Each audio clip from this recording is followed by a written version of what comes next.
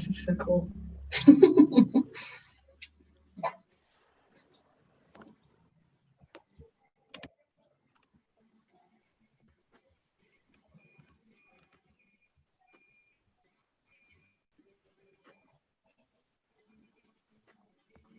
Le damos la bienvenida a la más cordial Teaching Training Sessions 2020, organizadas de la Facultad de Humanidades, USAC, Embajada de los Estados Unidos en Guatemala y Asociación de Jóvenes de Mi nombre es Graciela Mendizábal y estaré apoyando en la moderación de esta conferencia.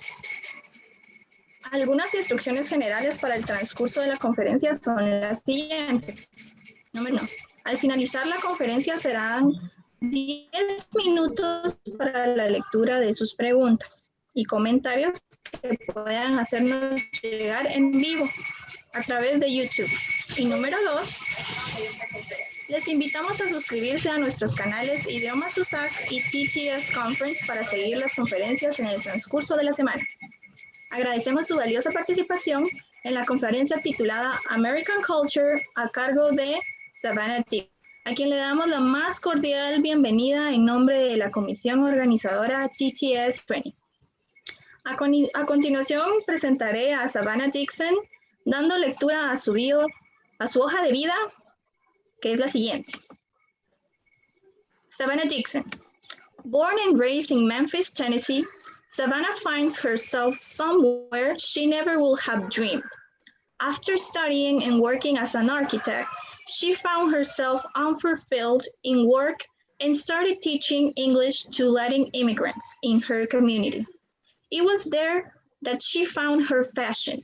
After receiving and serving one term as an English teaching assistant with Fulbright grant, she decided to stay and start helping the development of the U.S. Embassy's English language programs, ELP, in Quiché. Savannah loves her job, her students, and the teachers that make up the national ELP team. She loves spending time with her cats, planning her December wedding, and is currently working towards her master's in inclusive and intercultural education. Dejo el uso de la palabra a Miss Savannah Dixon. Savannah, you can start. Thank you so much, Grace. That was very sweet. Hi, everyone, and welcome to this American Culture Workshop. So I want to get started first by clarifying what we will be talking about today.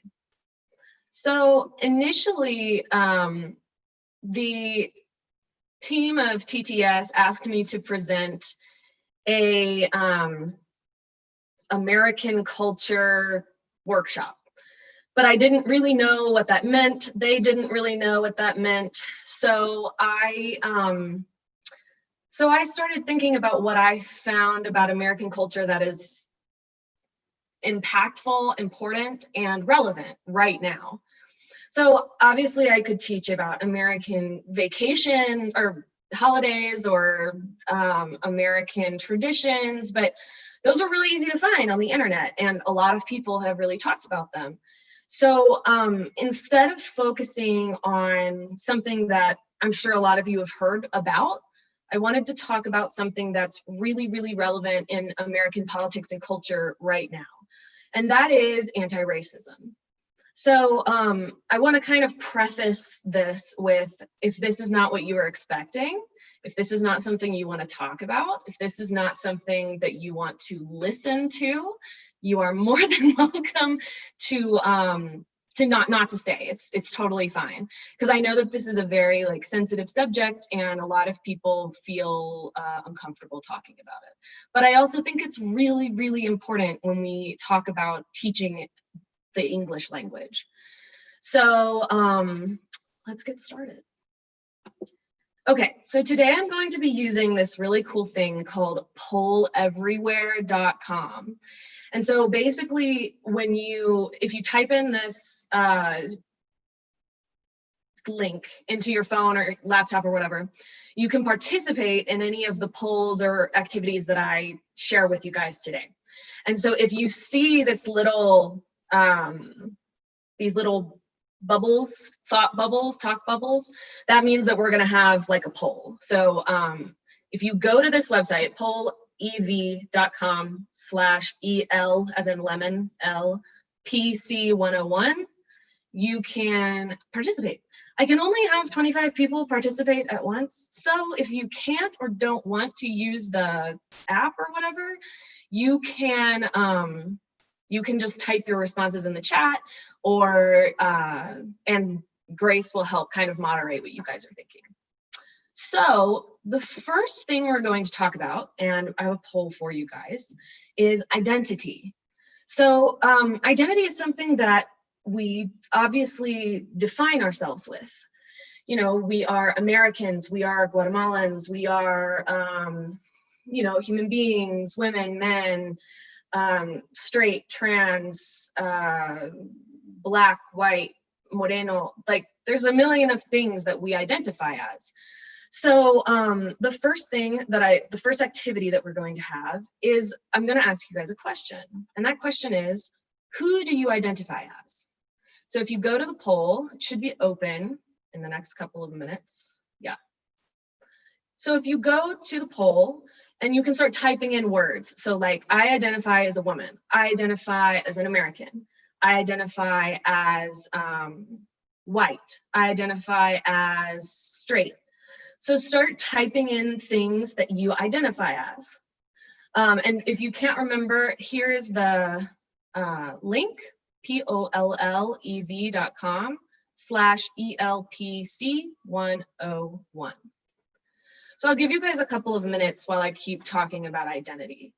So the reason that identity is really important when we start talking about anti-racism and racism in English language teaching is because without understanding our own identity, we can't understand why those identities separate us.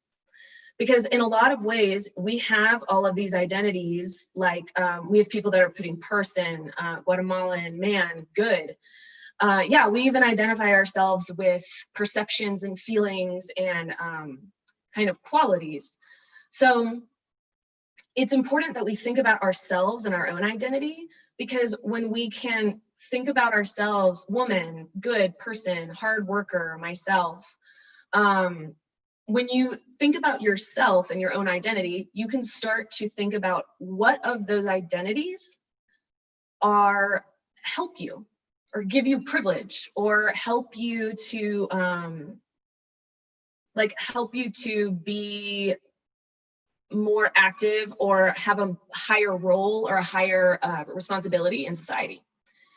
So good job, everyone. That was a nice first first go at the poll, everyone. We're gonna have a lot of these, so no worries at all if you haven't finished or weren't able to connect. I'll keep it open if you want to keep adding words. So I identify as a lot of different things. I identify as a US citizen, as a Tennessean, which is my state. I identify as a woman. I use she, her, hers pronouns. I identify as heterosexual. I'm attracted to men. I'm engaged. I'm cisgender, which means that I identify with the sex that I was born with. I'm a licenciada, so I have a university degree. I am a master's student. I'm a Christian. I'm an adult. I'm employed. And what's really interesting about a lot of these identities is that they give me a certain privilege. So for example, I have the privilege of going to university, which means that I have a higher chance, or it's easier for me to find a job. It also means that I was able to develop critical thinking skills, teaching skills, and different ways that I can cope with or deal with reality that a lot of people that didn't have that kind of education didn't have. In the United States, I'm white, so that obviously means that I have a lot of privilege because white people have kind of been in the more powerful sector of the United States for the last 400 years. So The next question, we're going to do another poll, so everybody can get ready. We're going to talk about race. And again, this is a really kind of touchy subject. So I want to hear, how do you feel talking about race? So here we have this question. How do you feel talking about race, discussing race?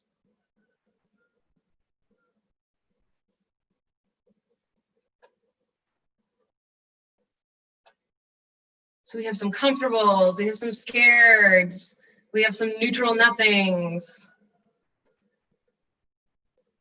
I'll give you guys a few more seconds. Comfortable, scared, nothing. So we have a couple more comfortable people. That's good. We're going to be talking a lot about race today, so that's good.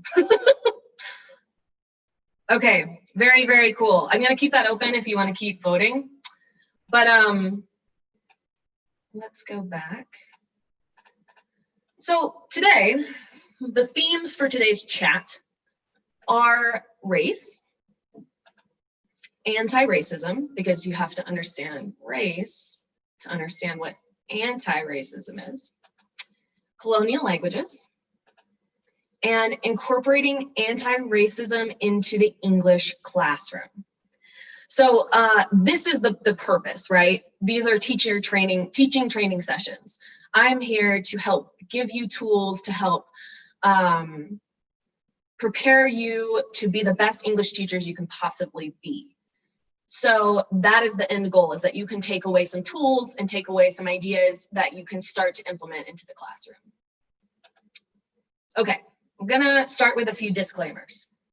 Number one, I'm starting from a foundation that race and racism is real, it exists.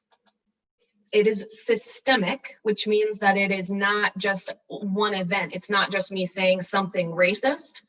It's something that is in our society, something that makes laws, something that is in our education systems, something that is in our curriculums as teachers, something that is in our jobs, and that racism is present. So a lot of people think, and I think this is more prevalent in the United States, but a lot of specifically white people think that racism is over because we had the civil rights movement. And the civil rights movement, it was obviously a very important point in our history, but of the world's history.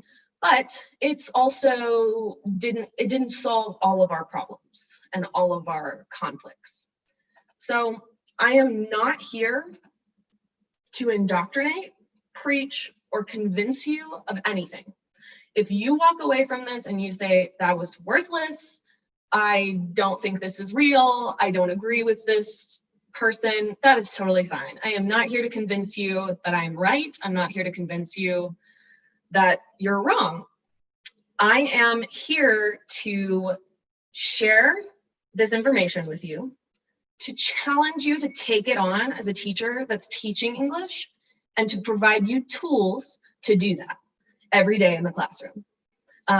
Because I think this is the next step of really pushing English education in a new direction. English education has kind of been stagnant which means not moving. It has not been dynamic for the last, I would say, 10 years or so. And now that the world is becoming so intercultural and so diverse, and all of these cultures are like hitting each other, it's so much more important to understand how to incorporate these ideas into your classroom. So I'm going to take a quick break, and I want to know if anyone has any questions or comments or anything that they want to hear about during the session. And I'll give you a couple of minutes, seconds to respond so that I can see it in the chat.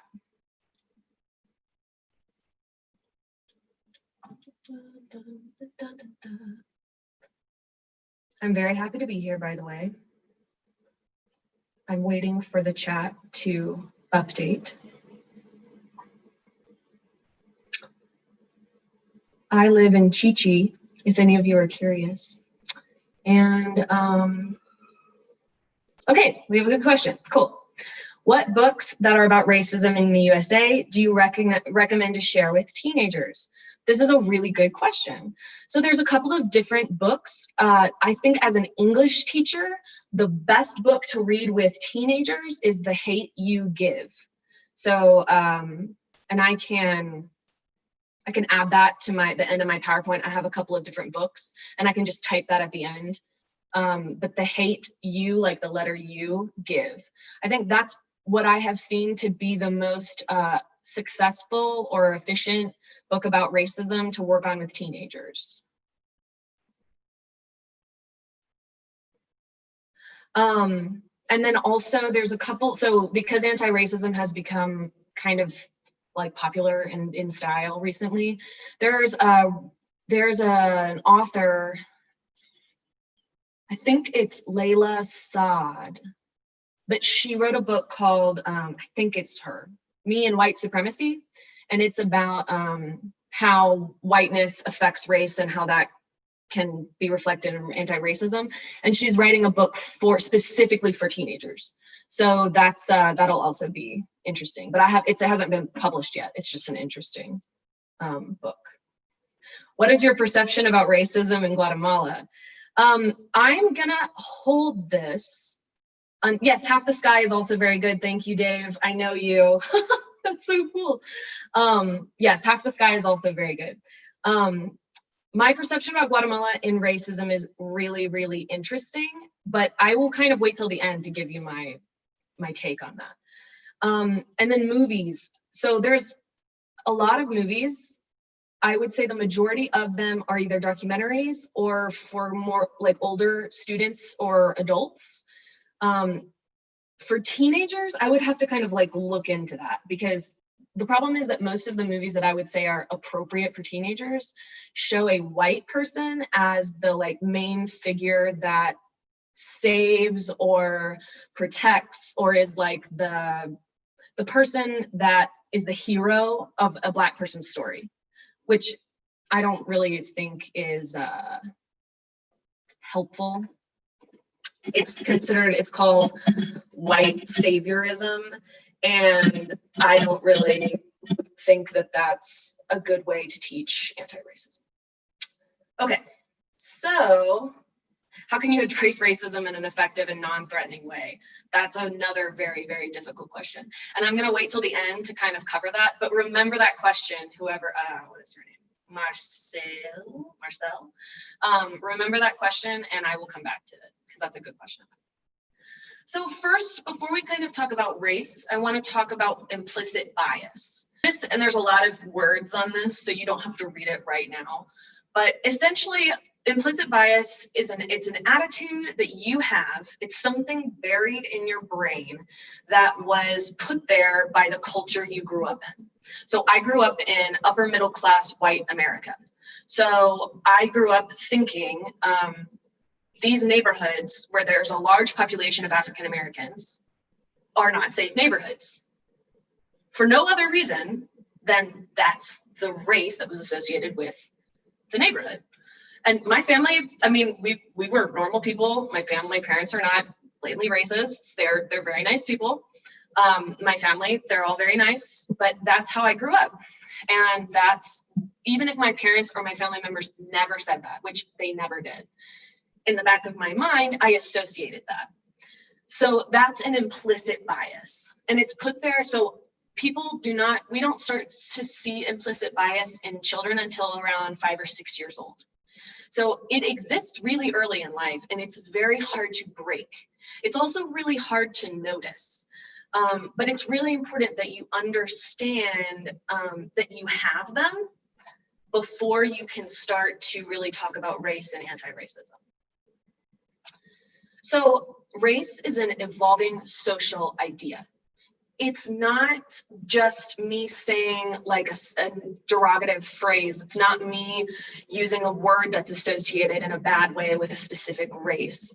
It is me believing I have the right to do something, or I have the right to believe something just because I'm white, or that another person does not have that right because they are brown, essentially. So, for example, this is really interesting. The term white, which was the first time we really started to differentiate race based on color. So before that, if you're a Christian, or if you read the Bible, if you've studied history in general, there was lots of division among people groups, right? But it was mainly due to geography and belief systems and language. It really had nothing to do with the color of their skin until the 1600s, which coincidentally is when colonization began. So it became a really easy ideology to say white people are better, which means we can take people from Africa, we can take Indigenous Americans, we can take Southeast Asians and use them as servants, slaves, workers, whatever we want. So the term white really started as a way for us to justify colonization and imperialism. But what's interesting is that racism is the combination of a racial group, so white people, Black people, Latinos, etc., of a racial group's collective prejudice or collective implicit bias, mixed with the power of legal authority and institutional control.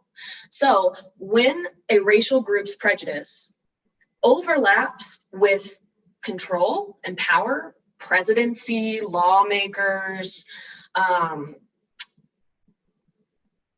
ministers, important statesmen, etc., that's where we get racism.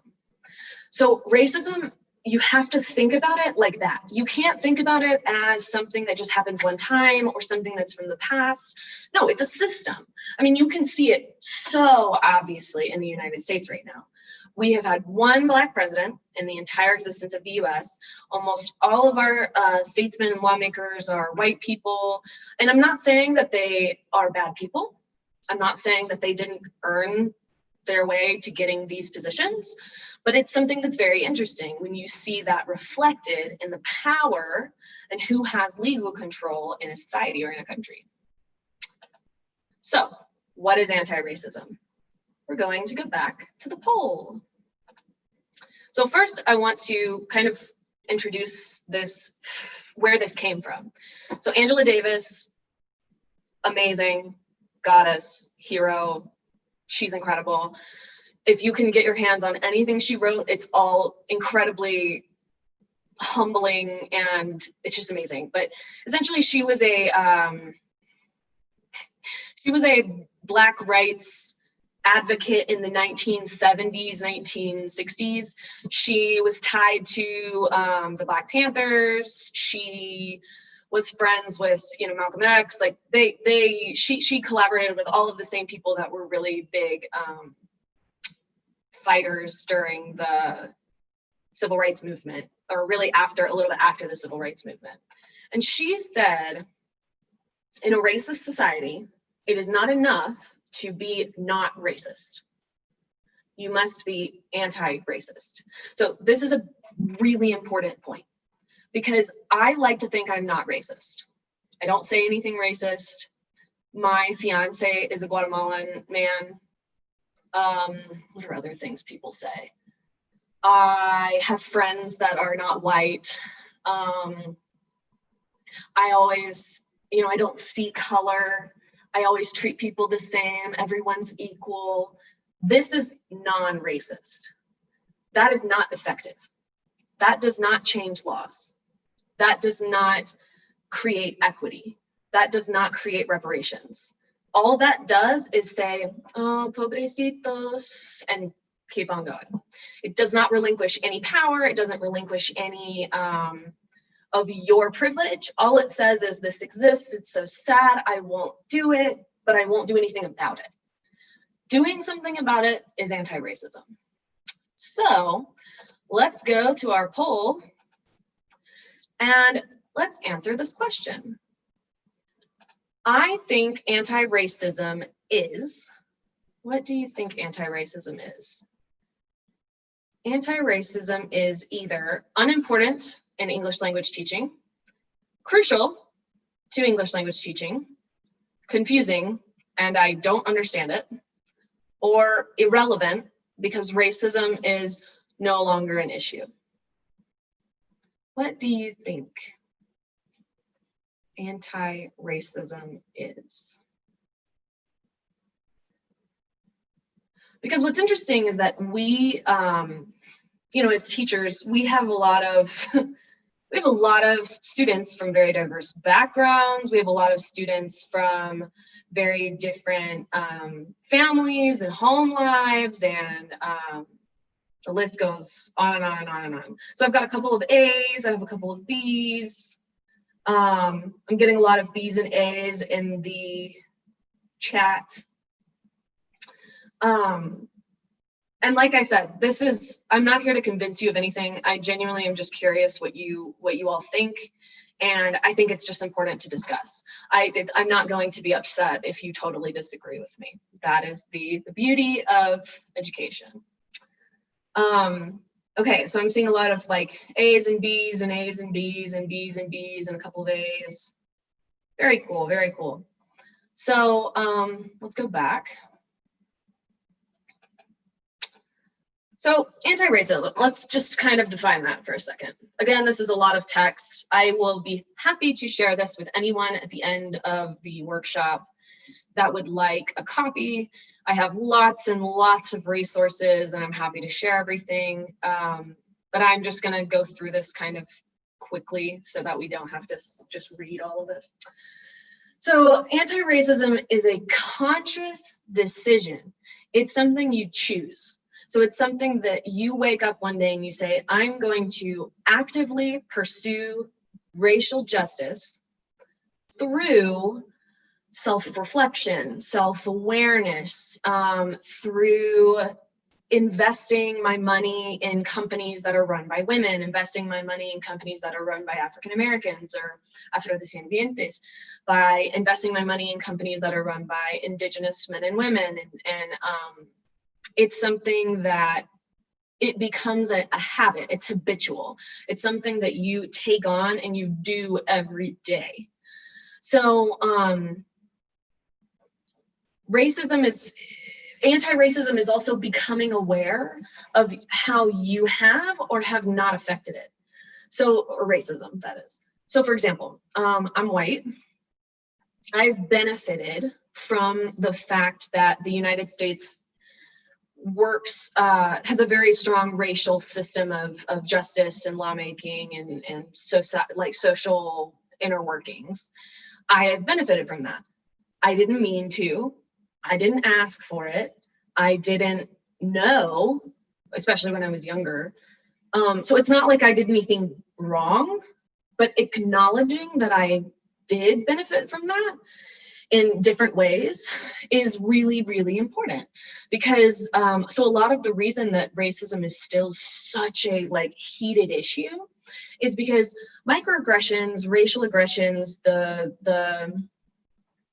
civil rights movement, having to deal with racism every day wears on your brain. It literally creates imbalances in your ability to cope with stress.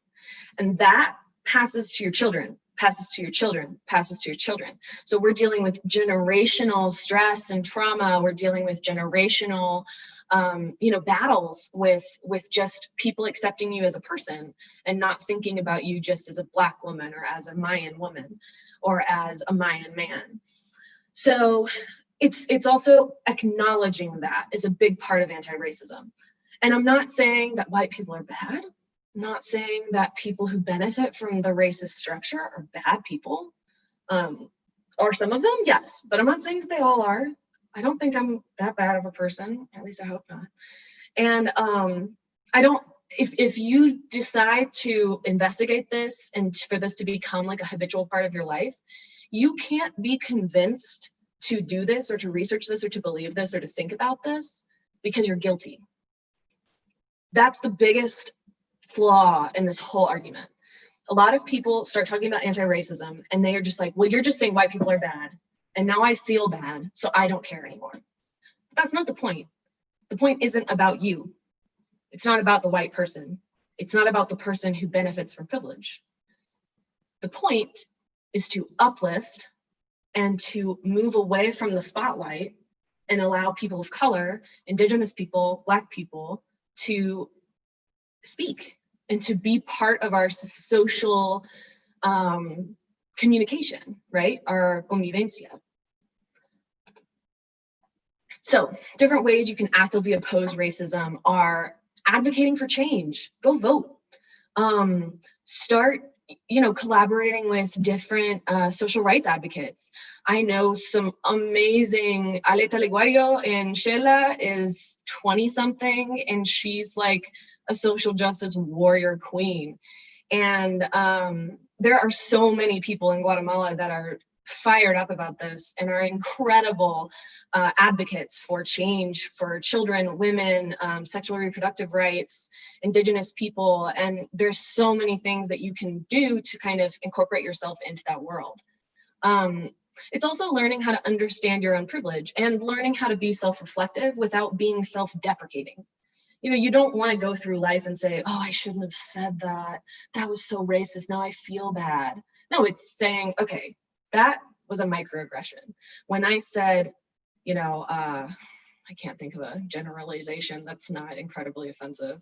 I actually can't think of one anyways, but if you say a generalization and then you're like, actually, that's really only based on my implicit bias that I believe about Black people, Indigenous people, white people, etc. Instead, you can say, okay, I said that, I need to apologize. If you need to make it right, and then move on. Say, I'm not gonna do that again. I recognize that that's not right. Also challenge the colorblind ideology. This is a big point. So a lot of people are like, I'm colorblind, I don't see color. But what this means is that if color doesn't exist, then injustice is not tied to race. And if injustice is not tied to race, then it doesn't matter because everyone is treated unjustly. Everyone has to deal with, unequal access to basic state, water, good education, etc., which is not true.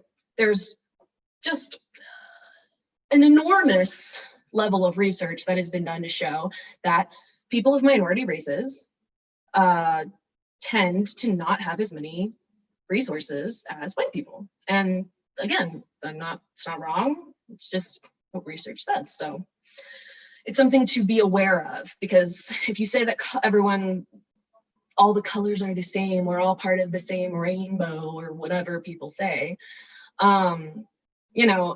you're saying that my struggle is the same as the struggle of an Indigenous Mayan woman in rural Quiché. And I live in Quiché. There's nowhere close to the level of resilience, strength, generational knowledge, ties to the earth, all of these things that I will never have, that these women have, or men or children. I mean, there's a lot. I'm just choosing a specific group that I am so privileged compared to. I grew up in a totally different environment with totally different resources. And it's not fair for me to say, we're all the same. Okay. So we're going to have another poll. Everyone get ready. So let's go here. All right. So for this, I want you to write words, just like one word, 2 words. Anti-racism is important. Dumb, not important. Funny, interesting, something I don't understand, something I want to learn more about. So we're going to create another like word cloud. So I'll give you guys a few minutes and I will, this is a great question. I'll talk about this while it's loading. What is the difference between racism and discrimination? So essentially we have, so implicit bias is first. Implicit bias are the beliefs that you have in the back of your head about races, about genders, about groups of people that may or may not be true, but it's something that was imparted to you based on culture or media representation. So discrimination, okay, so the next one is prejudice. Prejudice is when I take those implicit biases and I really start to believe them. Women are bad drivers. I have this implicit bias in the back of my head, I really start to believe it. So then discrimination is when I react in action. So discrimination is me telling a woman, I can't believe you can drive. You're a woman. Women can't drive. Which obviously is a generalization that stems from my implicit bias to the prejudice to discrimination, which is when I do something about it. I react, or I say something, or I vote. For example, like, what if there was all of a sudden a law that was like, women should not be able to vote? Well, if I believe that women are terrible drivers, then I'm going to vote for that, which is an action showing my prejudice. So racism is a form of discrimination, essentially. Sexism, racism, there's a lot of isms, but it is a form of discrimination, because it's something, racism is not an idea, remember, it's a system. It's something that is active and in place and is constantly evolving. So it's something we put action into. If we put no action into, it's just a prejudice, which is still bad, but it comes down from the discrimination level. But obviously I don't think that will ever happen, but maybe. So that's the difference between discrimination and racism. Racism is essentially just a type of discrimination. So some of the words that we see here are agree, vital, fairness, necessary, important, political, something, activism, equality, learning. These are really good words. Very, very, very true. So let's go back. Okay, so, oh wait, actually, no, go back to this one. Okay, I have another poll. This one's gonna be really fun, I hope. Okay, I want you to look at this map. I'm going to update this really quick. I want you to look at this map, and I want you to click anywhere you think English is a national language. Where do you think English is a national language? So you can click anywhere on the map. And if you can't access the poll or whatever, type it into the chat. Where do you think English is a national language? So there's a lot of countries that speak English or have English speakers, but are not necessarily national languages. So what countries do you think speak English as a national language? This is really interesting. So we've got the USA. I have another laptop here. That's what I'm looking at. England, the UK, the US, Canada, England, Canada, Belize. That's a good one. Yes, a lot of people don't know that one. Australia. In 40, someone says in 48 countries. I think that's actually very close. I don't know the exact number. I know the countries, but I don't know the number. Australia. Okay. All right. So what's interesting is that, let me fix my screen again. So here are all of the countries where English is spoken as a national language. So on this map, we have the US, Canada, obviously, the UK, you know, we've got the UK here, US and Canada, Belize is there, a little bitty. Then we have a lot of countries people don't expect. So we have pretty much all of the islands in the Pacific. Almost all of them have English as a national language.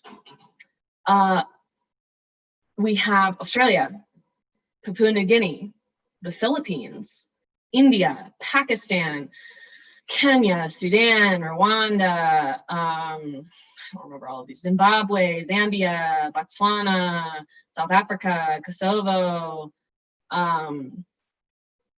Eritrea, Ethiopia. Almost half of the countries in Africa have English as a national language.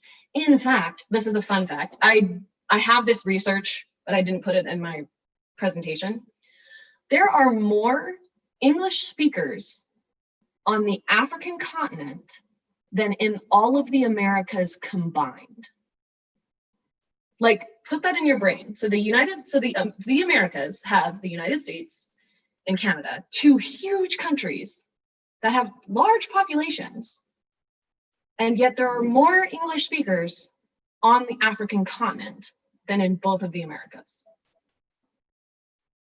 And those English speakers don't look like me. They don't sound like me either. And yet they are considered to be native English speakers. They can speak on a native level. So now we're getting to the crux of this whole discussion. How do we put these two together, right? Anti-racism, which is this social justice habitual decision that we make as teachers to put into our English teaching classes, right? Our English language classes. So in order to effectively teach anti-racism, or the thing is, you don't even have to teach it. Just incorporating anti-racism into your classroom, into the curriculum, into the people that your students are listening to, into your recordings, the voices, the movies, the books, etc. These are the three things you have to understand as a teacher in order to effectively teach this. Colonization, US history, and imperialism. I'm going to break those down very quickly, but you'll see what I'm saying.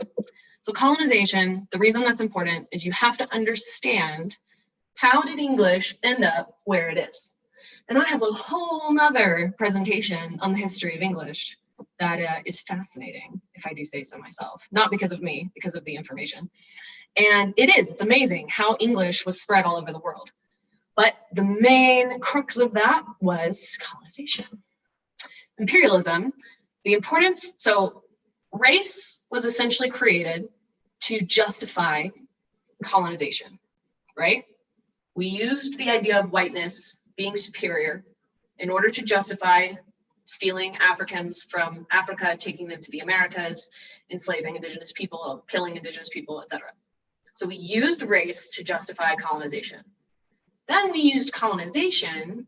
I'm saying we, by the way, we being European 16th to 19th century European and US European descendants during that time period, 1600 to like 1900. So I am associating myself with them because I am from the same roots, essentially, European. So imperialism comes under colonization, right? We had to justify colonization to justify imperialism. And then US history is obviously how the US history and culture defines what good English speakers sound like and look like and act like and where they are from. So colonization, let's start with that. So these are all of the countries in the world where English is spoken as a national language. These are all of the countries where French and English are spoken as a national language. These are all of the countries where Spanish is spoken as a national language. Ladies and gentlemen, this is the majority of the world. Folks, this is mind-boggling to me. Even though I know this, and I should have incorporated Portuguese because then Brazil would all be filled up, and some more countries in Africa, but it's fascinating. Like, this is why English rules the world, right? This is why English is the lingua franca right now. This is why, because we colonized the world with these 3 languages. And it's fascinating, it's terrifying, it's sad, it's kind of scary, but it's really, really interesting. And this is one of the most essential reasons for teaching anti-racism in your classroom. You are teaching a colonial language to people who speak a different colonial language in a country where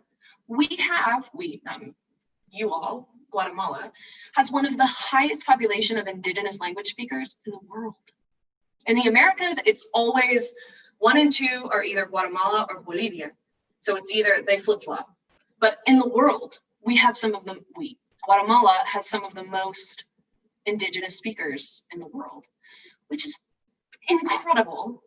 But it makes this whole situation even more important because you're teaching a colonial language to a group of colonial language speakers in a context where the indigenous language wasn't destroyed.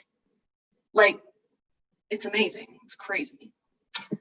So then, review, the next step is imperialism. So let's look at our map again. Why did we need to, 1, colonize all of these places, and 2, spread our language to all of these places? I'll give you a hint. Money. That wasn't a hint, that's the answer. We needed land, produce, sugar, oil, gold, diamonds, cheap labor, spices, land, security. I could go on and on and on and on. We needed bodies. We needed people to do stuff for us. And that's why we did it.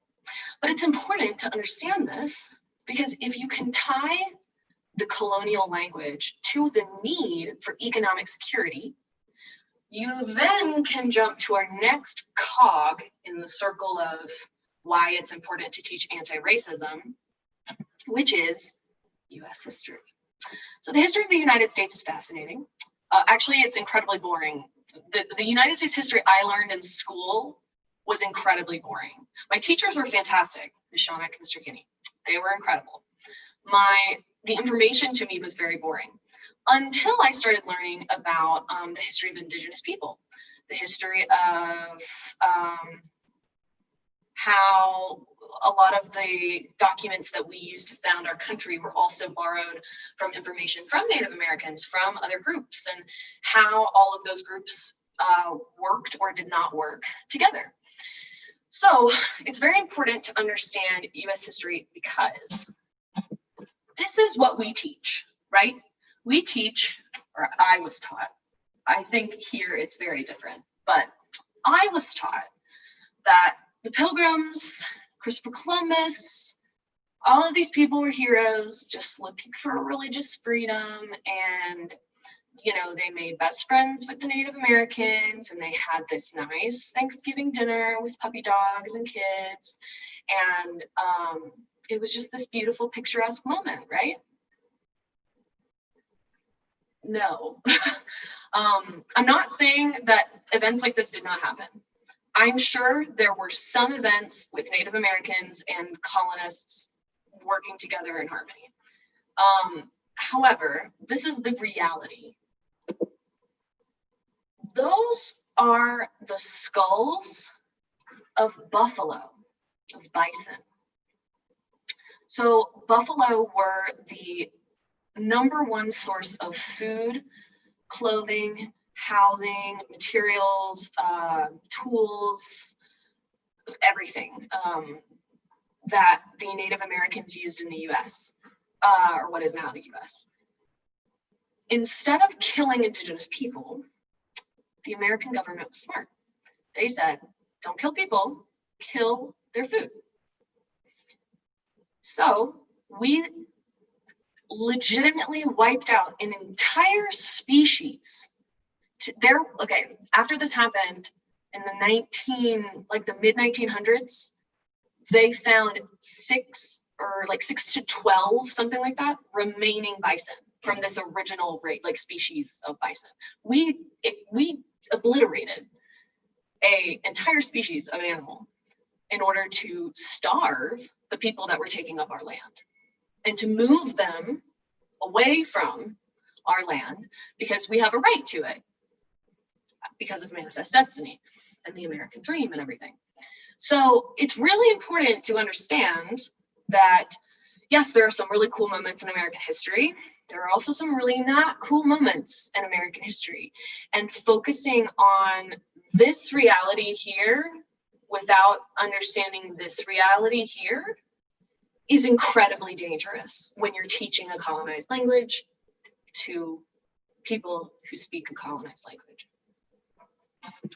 Okay, so I'm gonna run through this so that we have time for questions, and because this is a lot of information. The first thing you have to do as a teacher, we're gonna get into the nitty gritty, the what you have to change information kind of thing. Pedagogy changes, right? Teach the dominant language forms and functions. So for most of us, this means teaching US English, right? But then it also means teaching the non-dominant language forms and functions, which incorporates Indian English, West African Pidgin English, Pacific Islander English, African American English, all of these Englishes that students are not exposed to, but that make up a large percentage of English speakers in the world, right? Teach the boundary between what works and what doesn't in communication and in teaching. So this requires a good understanding of fluency versus accuracy. So this is teaching your students, even if you can't speak this perfectly, if you can get your idea across, if you can communicate in a functional way, you are communicating, you are speaking English.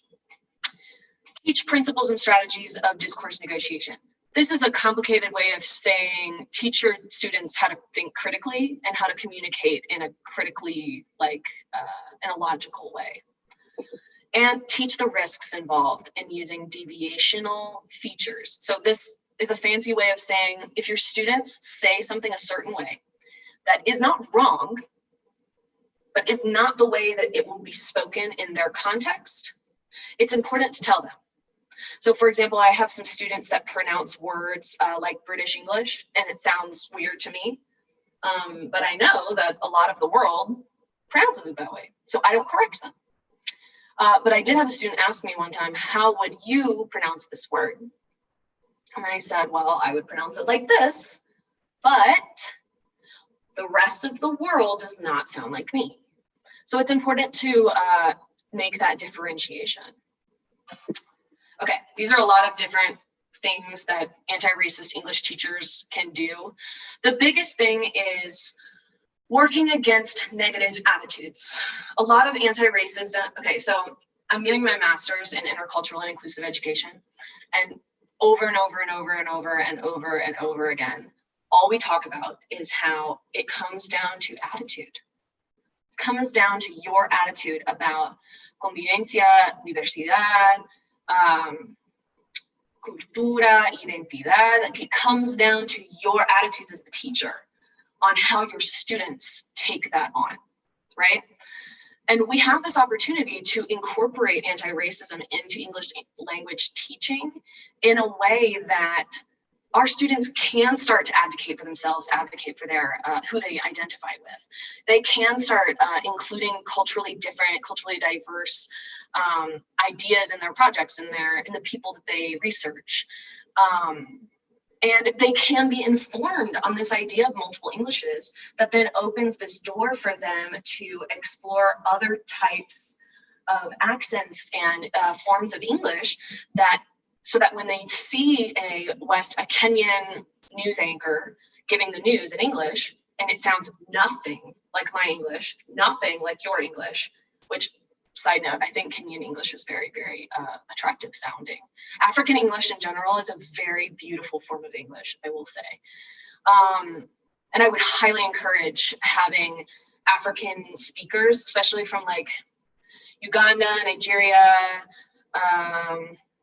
South Africa has a totally different accent, but a lot of their accents are incredibly diverse and musical and very different.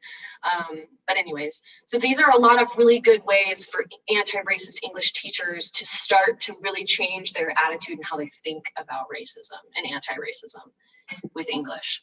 So here's some ideas of some different classroom discussions. So for example, I come to class, I bring 2 texts. Look at these 2 text examples. One is from 1850, one is from 2018. What are the differences? Because what this shows is that English is a very fluid and dynamic language. It has changed so much over the last even 100 years. So showing students that, okay, so what your book is telling you is that this is wrong, but the way that they said this in 1850, it was right. So what's actually correct good English? If originally this was correct, now it's not correct, where is that line? So this is a really good way to start an interesting discussion in your classroom. So if Ireland and England are neighbors, they're right next to each other, why do their Englishes sound so different from each other? And how did those people are the ones that came to the Americas? How does their English in the Americas sound totally different? Because for example, if I say the word water or father, I pronounce that R at the end, right? But almost the rest of the world doesn't pronounce it. Because in English, or like in British English, it would be father. And in Irish English, it would be like father. It's a different R. And it's interesting because I technically am the minority in saying father or at the end. And yet I am looked at as this ideal English speaker by most of the students that I've worked with in Guatemala, but I'm not at all. So this is a really good discussion as well. Why do West African English speakers sound so different from African American English speakers? Even people who look the same can pronounce words differently, can use grammar differently, can have totally different slang, totally different vocabulary. And why is that? This would be a really, really great way to introduce a discussion about transatlantic slavery, about the Garifuna in Guatemala, about different Afrodescendientes in the Caribbean. And so this is a really, really good conversation starter. This is also really important. How does it feel when someone makes fun of your accent? Does that person have an accent? Because a lot of my students say, I wish my accent sounded like yours. And I have to tell them, you know what, guys? I have an accent. And they're like, no. And I'm like, yeah. In fact, I had to learn how to let go of my accent in order to teach English. Because I'm from the South, and Southerners in the United States have totally different accents than the rest of the country. And so I have an accent, even though you don't think I do. And you have an accent in Spanish, even though you don't think you do. And I have an accent in Spanish, even though I don't think I do. So this is a really important discussion as well for your students to understand that just because they don't sound like a white American person speaking English, it doesn't mean that they're not speaking English. And then describe people who speak perfect English. What do they look like? Where are they from? What kind of education do they have? And, me and last year, I was a Fulbright scholar or an English teaching assistant, and the person that was working with me, his name is Jonathan Campos Peraza. He's brilliant. He's a sociologist. If you want to know anything about anti-racism, he is a perfect resource. He's brilliant. He's half Salvadoran, half Guatemalan, incredible. And he did this as kind of an experiment.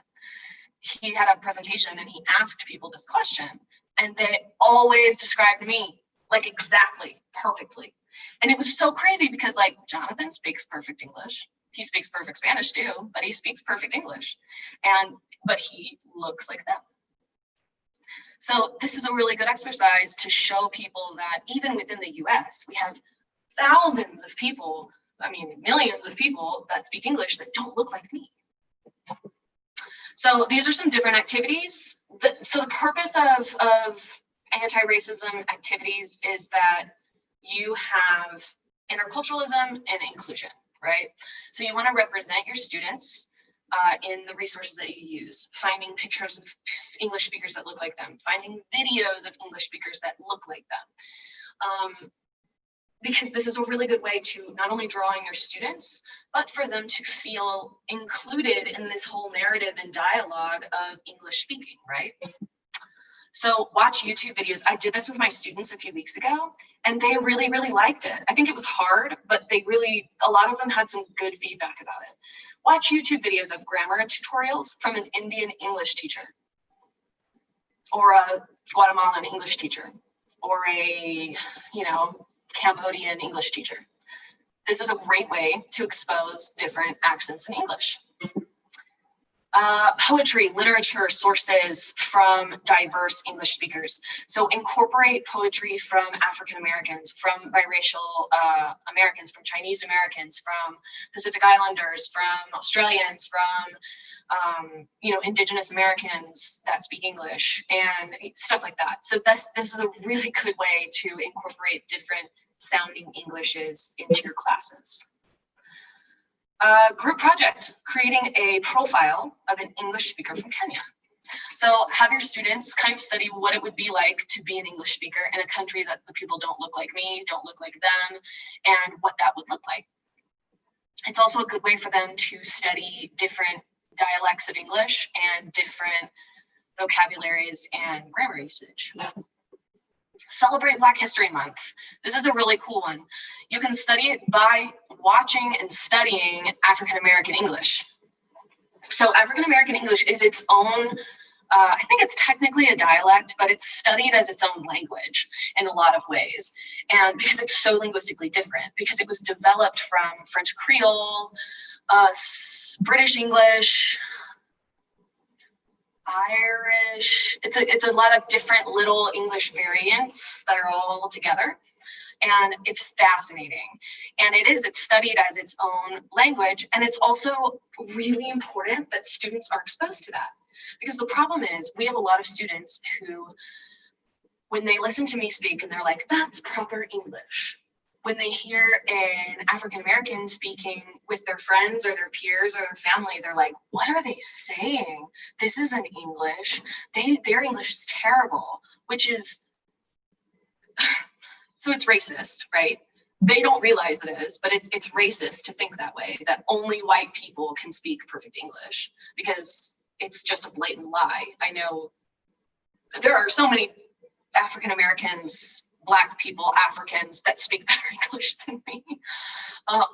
So that's another important thing that you can do by incorporating movies and television shows that represent African Americans in a positive way. Compare colonization, compare their experiences, compare this colonization of Spanish to the colonization of English. Compare like the history of India and Guatemala and how their languages were developed within those two communities. That's a really good way. Comparative history in general is a really good way for your students to make connections, intercultural connections. So this is something I really like, this quote, to kind of, I guess, start to end with. James Baldwin, another incredible African American that paved the way for a lot of civil rights thinking and writing. He said, "My quarrel with English is not with the language, but with the fact that it reflected none of my experience." And I think I think a lot of our students can relate to this. Think about how often your students are reading from their textbook and it's something that's like purely only white Americans have experienced this. Like it's something they can't conceptualize of whatever the activity is, because it's so specifically for white Americans or for a specific social level of Americans. So this is a really important way to start thinking about how to interact with anti-racism in the classroom, because you want their English and their study of the language to reflect their own experience. How are you going to use English? Where are you going to use English? Who do you want to speak to? And let those classes reflect what your students want to do with the language. So to end with, anti-racism is an attitude shift. It's an attitude shift towards empathy, towards reflective teaching. Teaching, reflecting over it. Teaching, reflecting over it, making changes, constantly asking for feedback, continuing your studies and your research, right? It's an action-oriented strategy for institutional systemic change to address racism and the interlocking systems of social oppression. So this is key. This is so key because English language teaching is a combination of all of these things, right? It's a combination of, we can use English to fight oppression. We can use English to fight for social justice. We can use English to uplift the voices of Indigenous people in Guatemala.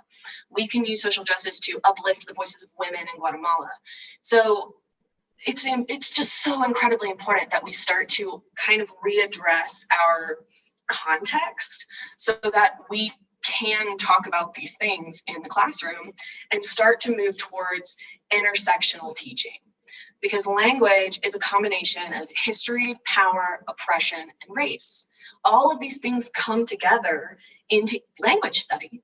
I was not exposed to any of this. I was not exposed to the US's involvement in Latin America until I was 23, 22, something like that. I'm about to be 27. Because I studied Spanish in undergrad. I have a double major or a licenciatura in Spanish and architecture. And I was not exposed to any of this until my language classes. I didn't learn about it in history. I didn't learn about it in social sciences. I didn't learn about it in, ethics, writing. I learned about it in my language classes. And this is just the perfect place to start to lay out all of these ways that we can use language to fight for justice and to fight for humanity. Okay, that's the end of my presentation. I would really appreciate any feedback. I will type this, I will send this link, tinyurl.com/TTSAC workshop. This is just a Google form. It should not take more than 5 minutes or 10 minutes, unless you want to write a lot of comments. This is just for me to know. I'm not asking for your names. It's totally anonymous. I'm just curious to see what you thought and how I can improve. This is the first time I've given, I have some TTS workshops that I've given like 10 times. I'm not joking. The one I'm giving on Friday, I could probably be asleep and give that workshop. It's a great workshop too. It's really fun.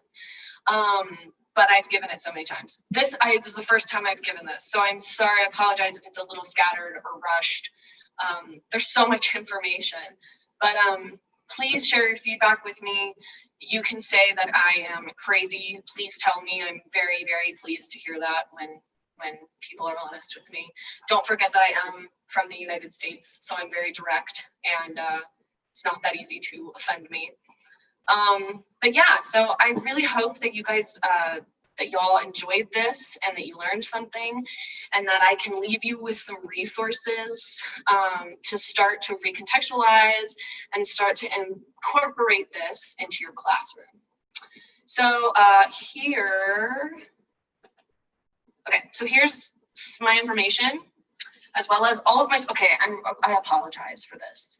I have a lot of sources, and I meant to put them in APA format because I'm learning how to do that for my master's and I'm not good at it, but I didn't have time.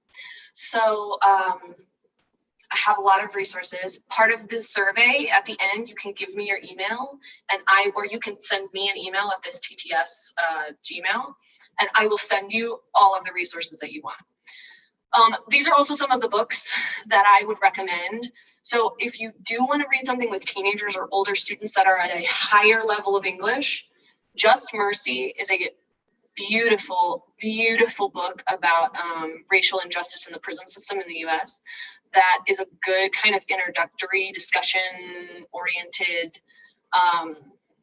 book to share with students. Brian Stevenson is like my hero. He's amazing.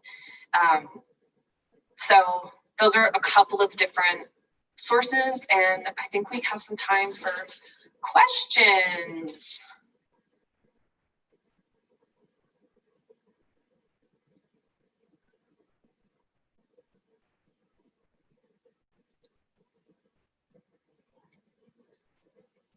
So, thank you for sharing with us the book. You're welcome, Grisel.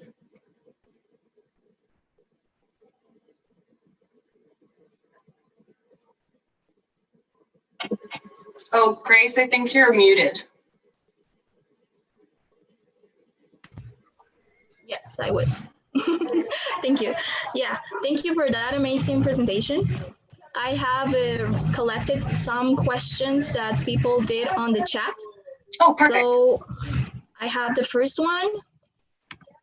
It says, what is your perception about racism in Guatemala? It's a touchy question, but from inside, I don't see racism, but discrimination. What do you think? So I kind of started talking about this because of the question about the difference between racism and discrimination. So I think that the discrimination you see is racism in a lot of ways. Oh, gosh, race in Guatemala is incredibly complicated because, for example, I'll give you this slight anecdote. I was telling my parents, who are from the US, and I've been living here for almost 2 years. I did my undergraduate thesis on the development of architecture in Guatemala and the development of colonial, like how colonization and imperialism and the conflicto armado caused a lot of displacement in the country, and how it was very racially kind of based. And I was explaining to my parents that, oh, well, this person comes from an indigenous family, and so they look really different, and so people were being rude or something like that. I don't remember what I said. And my parents, they were like, oh, show me a picture, because it was a friend of mine. And so I showed them a picture, and it was a picture with like her and a couple of my other friends. And my mom was like, all of those people look the same. And I was like, no, they don't. Like, I can tell a huge difference between, these people and these people. And like, I have so many friends that are indigenous, and there's so many different, rasgos, features, and they look different, and they act different, and their culture is different, and their languages are different. And it was something from the outside. It's fascinating how many Americans do not think racism exists because all the people are brown. So I think that racism in Guatemala is something that's so much more complex because it doesn't seem obvious to people outside of the country, or really outside of Central America and Mexico. So, I could go on and on and on and on, but I absolutely believe racism still exists here, and it still very much affects the lives of a lot of people in this country. So, yeah. Thank you for that. So we have another one. The next question is, how can you address racism in an effective and non-threatening way? Okay, so it starts with empathy. You have to pull empathy out of your students. So Brian Stevenson, this author of this book, Just Mercy, he was giving a TED Talk. I think it was in a TED Talk where he said this. And he said, the opposite of poverty is not wealth. Okay, but we think about it that way, right? The opposite of poverty, being poor, would be being rich, right? The opposite, he said this, these are not my words. He said, the opposite of poverty is justice. And like, I want to burst into tears. It's the most beautiful thing I've ever heard, because it's incredibly deep, but what he's alluding to, what he is implying, is that it comes from this center of knowing what justice is, knowing what truth is, and knowing what humanity means. And so for me, the base, and I'm learning this also in my master's, again, this is not from, almost all of this information that I've shared with you is not from my head. I am sourcing in Black authors, researchers, sociologists. I'm not a sociologist. This is not my field of study, but I think it's really important.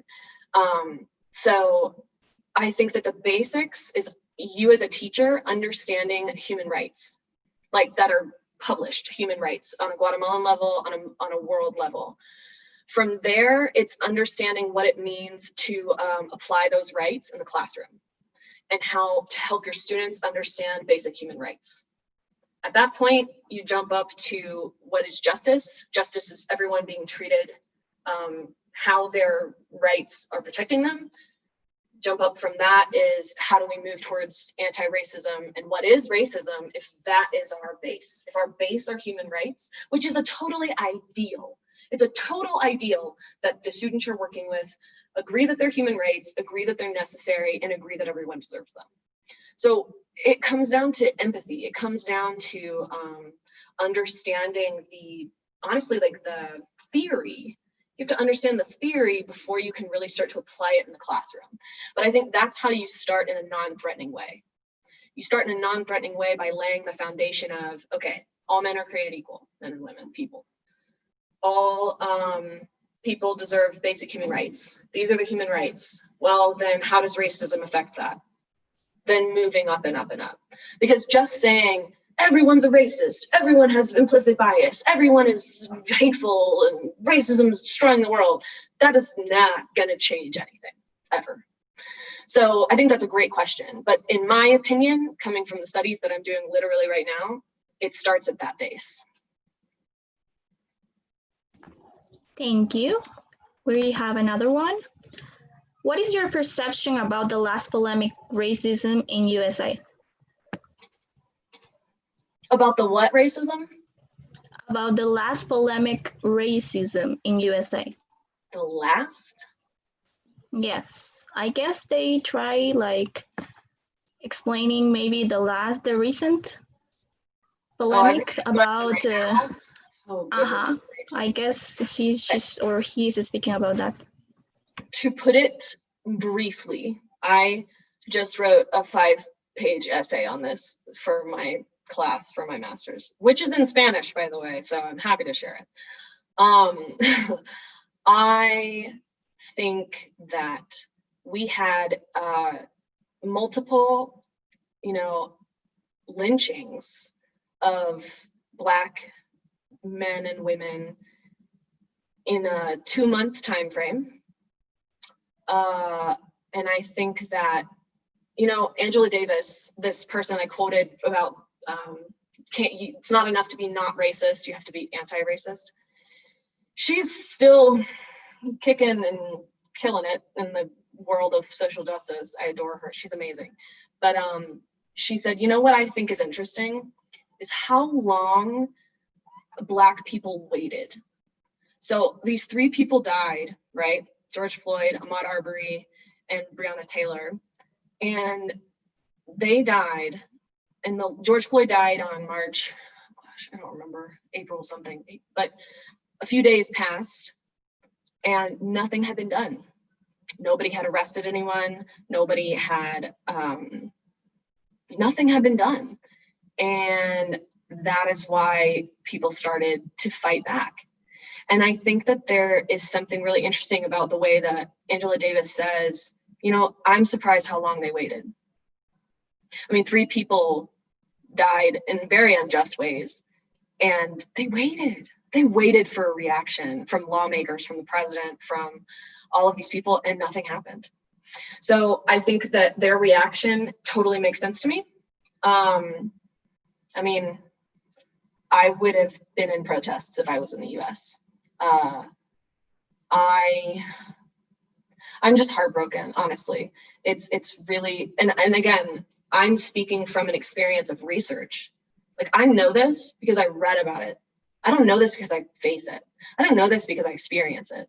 I know this because I read it and I care about it, and it's something that I think is important, but I don't experience it. And so it's something that it's just heartbreaking. And that's sad. Like, it's not surprising, because if it was surprising, that would be me admitting that this isn't real, right? It's not surprising, but it's just sad. It's just really, really sad. And it was also really disappointing to see the lack of, like, it was really exciting to see a lot of my friends really step up and start being vocal social justice like warriors or whatever. But it was also disappointing to see how many people didn't, and still don't care, and still don't see that it's an issue. So yeah, I mean, I could seriously talk about this forever, but I think that this is, I mean, it's kind of every 4 years, every 4 or 5 years, the US has something like this. It usually is connected to an election, because it's just more political stuff going on. But yeah, I mean, I think it just came to a head. That's I think those 3 things happened, and it just, that was the last straw. And I really, really, really hope, and I'm donating to causes. I'm, you know, doing as much as I can as a good citizen to try and push this forward, being so far away. But I really, really hope that this changes something. Just something is better than nothing. So.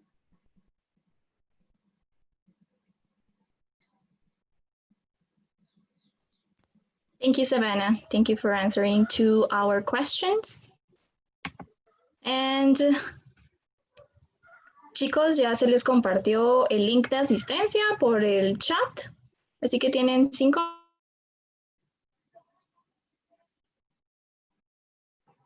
puedan consignar sus datos para llevar el reencuentro de horas de participación para sus diplomas del TTS. Muchas gracias a todos por su participación en esta conferencia. Los invitamos a que nos sigan acompañando durante la semana en las siguientes conferencias de acuerdo al calendario. Gracias, Savannah. Thank you so much for this. Y feliz día. Thank you. Thank you all for coming. And please send me emails if you need anything. And please fill out the form. Please, please, please.